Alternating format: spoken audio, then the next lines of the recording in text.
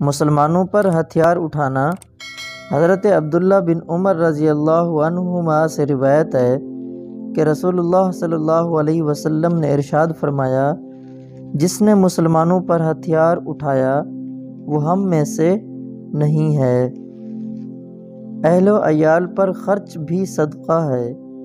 نبی اکرم صلی اللہ علیہ وسلم نے ارشاد فرمایا، جب آدمی ثواب کی نیت سے اپنے اہل و عیال پر خرچ کرے پس وہ بھی اس کے لیے صدقہ ہے۔ نکاح ایک شرعی حکم ہے۔ حضرت سمرہ رضی اللہ عنہ فرماتے ہیں کہ نبی اکرم صلی اللہ علیہ وسلم نے بغیر شادی کے رہنے سے منع فرمایا ہے۔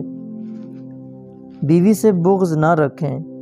نبی اکرم صلی اللہ علیہ وسلم نے ارشاد فرمایا، مسلمان مرد اپنی مسلمان بیوی سے نفرت نہ کرے۔ اگر بیوی کی ایک عادت بری معلوم ہوتی ہو تو دوسری عادت پسند ہوگی۔ درود شریف کی فضیلت۔ رسول اللہ صلی اللہ علیہ وسلم نے ارشاد فرمایا، جو مجھ پر ایک مرتبہ درود بھیجتا ہے اللہ تعالیٰ اس پر 10 مرتبہ رحمت بھیجتا ہے۔ باوضو اور ذکر کرتے ہوئے سوئیں۔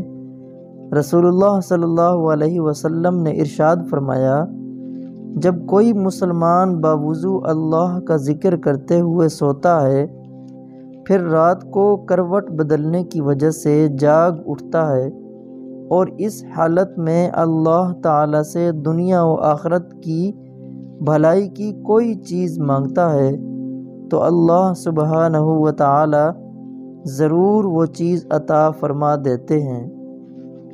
بوڑھوں کو راستہ اور جگہ دیں۔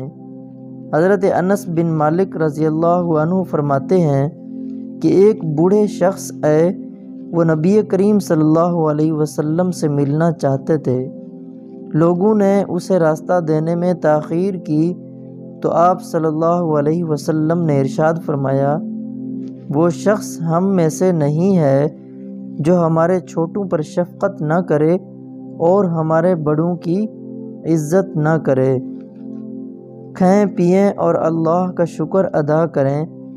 حضرت ابو ہریرہ رضی اللہ عنہ سے روایت ہے کہ نبی کریم صلی اللہ علیہ وسلم نے ارشاد فرمایا، کھا پی کر اللہ کا شکر ادا کرنے والے کا درجہ روزے رکھ کر صبر کرنے والے کی طرح ہے۔ عمدہ انداز میں قرضہ واپس کریں۔ رسول اللہ صلی اللہ علیہ وسلم نے ارشاد فرمایا، تم میں بہترین لوگ وہ ہیں جو قرضے کو اچھے انداز میں ادا کر دیتے ہیں۔ اسلام کی امتیازی شان۔